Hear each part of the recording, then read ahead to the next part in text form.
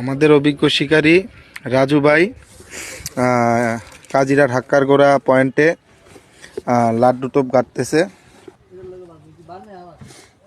এটা কয় কাটা গাঁটতেছেন? 8 কাটা। এখন লাড্ডুতে কিছু লেপিং দিবে।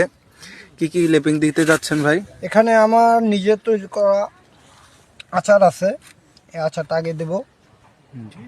আচারটাকে একটু আর কি ভিতরে গাইতে দেন। এরপর কি দিচ্ছেন? এটা আমার তৈরি করা 21 মশলা। কি দিচ্ছেন? স্টার ফল তেল, শেষে নারকেল তেল দিয়ে ভালো করে আবার স্টার ফল দিয়ে ছেড়ে দেওয়া হবে। এটা কি দিচ্ছেন? এটা হচ্ছে বাকর, লাল বাকন।